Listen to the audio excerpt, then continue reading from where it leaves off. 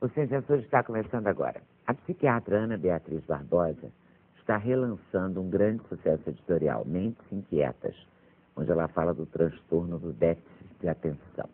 Um problema que atinge muitas crianças em idade escolar. Ana Beatriz sabe do que fala, porque também ela sofreu desse transtorno e só teve o diagnóstico já adulta, quando estudava medicina.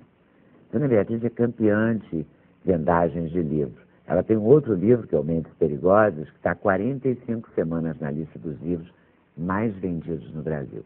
Aliás, Mentes Inquietas já está na lista dos mais vendidos, mal foi relançado.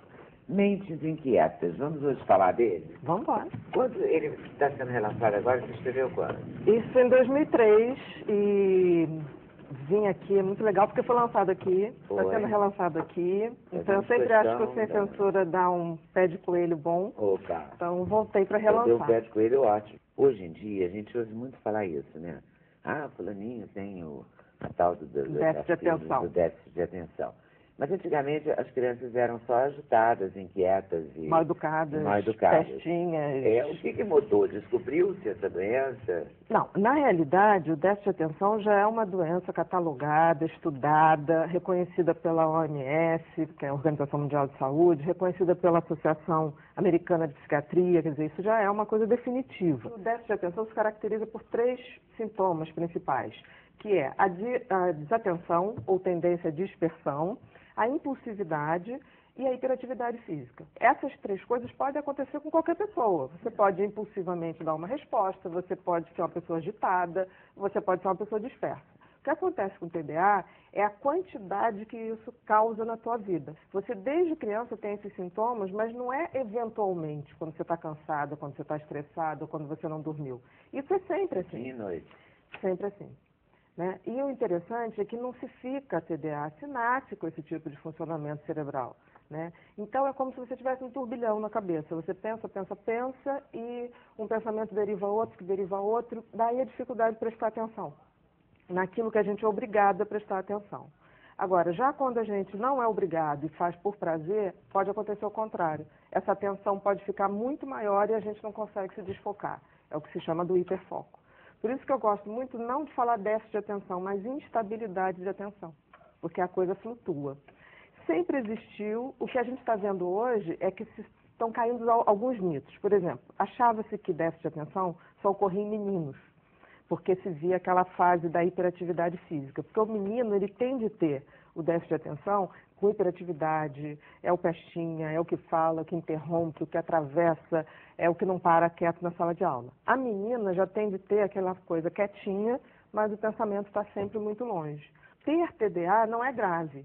Ter TDA e não tratar é grave. Por quê? O TDA, por essas características, ele tem uma predisposição a ter depressões, fobias, angústia, acidentes. Inclusive acidentes de carro, a gente é mais predisposto por causa da dispersão, a gente é mais predisposto a cometer erros, a dar gafes. E tem um filho de uma amiga minha que foi diagnosticada assim e ela nunca aceitou porque tinha que tomar Ritalina. Isso é um mito. O que é isso? É outro Ritalina, mito. porque ela me diz, não, Ritalina é péssimo. Não, isso é outro mito. Ritalina é uma substância que, de fato, para 85% das crianças e adolescentes que têm TDA, ela é eficaz. Porque o que é ter o TDA? É você ter um cérebro que funciona pensando mais numa velocidade maior. Então, é como se fosse um motor de carro que está acelerado. Exatamente. A Ritalina e várias outras medicações, o que faz é diminuir essa velocidade. Então, a pessoa começa a parar e olhar e concentrar. Porque o problema não é não concentrar, o problema é parar o pensamento para ficar concentrado. Tanto que a condição sine qua non para a gente dizer que uma pessoa tem TDA é a dispersão ser alta e trazer problemas, e não necessariamente a impulsividade ou a hiperatividade física. Mas por que essa bronca toda com a Ritalina? Como se ela fosse uma coisa que, num certo sentido, prejudicasse a pessoa? Porque nem todo mundo... Ela tem efeito colateral grave? Não, grave não, quando é bem indicado. Porque o que acontece, Leda, é como acontece com tudo. A Ritalina é uma substância que, quando dada para o TDA, ele faz um efeito de concentrar, aumentar a produtividade. Por quê? Porque você concentra, você senta e resolve aquilo naquela hora. O que acontece é que muita gente começou a usar a Ritalina para tudo. Ah, fulano está melhor, está estudando melhor, então todo mundo queria também. É aquela coisa da panaceia, aquela coisa que aconteceu com o Prozac quando foi lançado, que todo mundo queria tomar Prozac como se fosse pílula da felicidade. Não existe isso. Uma criança muito impulsiva, adolescente muito impulsivo, muito hiperativo, às vezes a Ritalina pode fazer o efeito contrário, pode agitar. Nas crianças, nem tanto, mas nos adultos, por exemplo, adulto que fuma, adulto que já tem algum tipo de complicação, principalmente a complicação compulsiva, que o TDA ele pode ter convulsões, seja compulsões por compra, por drogas. O que acontece? A Ritalina muitas vezes piora essa compulsão. Então, a gente dizer que ela serve para tudo que é TDA é uma mentira, não serve. O que a gente sabe é que ela foi o primeiro remédio aprovado para o TDA e tem um uso específico, mas não é a única opção. Então, assim, a certeza do diagnóstico é fundamental. decisiva. É fundamental. Não só a certeza, mas que tipo de sintoma incomoda mais. É a impulsividade? É a compulsividade? É a angústia? É a questão de esquecimento? É a falta de produtividade? É a coisa de não conseguir ficar parada? Quando você tem muita coisa para fazer ao mesmo tempo, você começa a arrumar uma coisa, a fazer outra, se você falar, peraí um instantinho, com você mesmo, vamos organizar isso aqui. Você agora vai fazer isso até acabar. Você fala para você isso na idade adulta, né? Com certeza. A gente fala, eu canso de falar isso comigo, quando eu sinto que eu estou... Que você está rodando.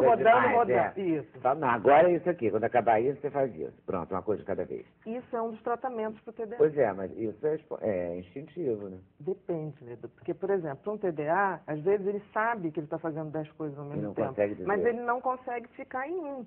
Porque é aquela coisa, qual a maior distância entre um quarto e uma cozinha, quando você quer beber água? É a percorrida por um TDA, porque ele tem sede, ele sai do quarto, vou na cozinha, só que tem que no meio do caminho ter uma plantinha, ele resolve ver como é que está a plantinha, aí a internet está ligada, aí eu sento lá para ver, vou pagar a conta de não sei o quê, vou mandar um e-mail para não sei quem, chego na sala, ligo a televisão, quando eu chego na cozinha eu não me lembro mais o que eu ia fazer. Eu sou capaz de abrir a geladeira e voltar e não pegar água. Por quê? Porque um pensamento vai girando o outro. Isso que você falou, peraí, deixa eu me organizar, isso é uma das coisas que é fundamental no tratamento do TDA, que a gente chama de apoio técnico, que é criar alguns rituais, algumas rotinas que façam você se organizar. E adianta um tratamento terapêutico, assim, tipo psicanálise? Não a psicanálise, porque eu acho que adianta a cognitivo-comportamental. Em que sentido? Porque você tem que começar a saber o que te traz problema, fazer a sua listinha, onde você esquece. Então, eu costumo dizer que o paciente, quando vem achando que é TDA, traz uma lista do por que ele acha que é TDA. Porque ele vai dizer, olha, aconteceu isso, isso, isso, isso. A partir dali, a gente elabora. Como é que a gente vai fazer para ele não esquecer a chave? Como é que a gente vai fazer? Você cria rituais de organização e tem que seguir. Aí é treinamento, é o que eu digo. Não adianta tomar o remédio que for se você não está disposto a fazer um ritual que melhore o teu dia a dia. E aumentaram as crianças hiperativas ou aumentou o número de pessoas que dão o diagnóstico? Eu acho que aumentou o diagnóstico, porque exatamente por isso.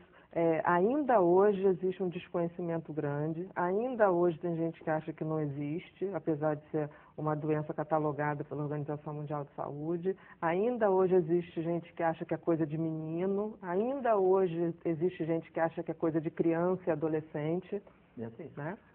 Há muita resistência dos pais em aceitarem o diagnóstico. Hoje nem tanto, mas há 5 anos atrás era complicado. Eu sinto uma dificuldade dos pais em aceitar o meu filho tem realmente um problema. É um absurdo, porque eles estão prejudicando a criança, que eles poderiam estar ajudando, a criança está sofrendo, você vê que a criança sofre com isso. Você está falando uma coisa, Juan, porque as crianças sofrem. Eu já tive casos no consultório dos pais não quererem e a criança falar, por favor, deixa eu tentar um mês. Assim, porque é muito ruim. E os pais também sofrem na medida que não conseguem aceitar, porque aí não aceita, mas sabe que tem alguma coisa errada. Quando você explica direitinho, eu explico sempre para as crianças a coisa do motor do carro, eles entendem perfeitamente. E eles falam assim, pai, mãe, deixa eu tentar. Aí depois de um mês volta, como é que foi? Teve uma menininha de Brasília que me disse uma coisa perfeita. Eu melhorei 100%, mas 50% eu melhorei, pode ter sido do remédio. Mas 50% eu melhorei porque eu passei a ter autopercepção. Falei, o que você está chamando de autopercepção? Ela falou assim, eu comecei a ver onde eu capotava nas coisas. Não é o remédio que faz mágica. O remédio reduz essa confusão mental para que a criança passe a se ver. Senão ela não tem a capacidade da autopercepção. Mas é tratável, né? Totalmente. Eu costumo dizer, é mais do que evitar o sofrimento quando é criança, evitar as consequências na adolescência. Porque você imagina, se quando criança você tem todo o suporte de mãe, de pai, de babá, de tio. Agora, você imagina na adolescência, quando começa assim, agora você se vira. Aí é a hora que perdoa. Não perdoa. E o grupo não perdoa. E aí você já está você já está tímido, também, né? você já está inseguro, você já não é tão engraçadinho, porque você já está crescendo. Estar na adolescência com TDA não resolvido é muito complicado. Mentes inquietas, a doutora Ana Beatriz, e mentes perigosas, nas melhores casas do ramo, e há não sei quantas mil semanas na lista dos mais vendidos. Aribaba. Eu adoro ver isso.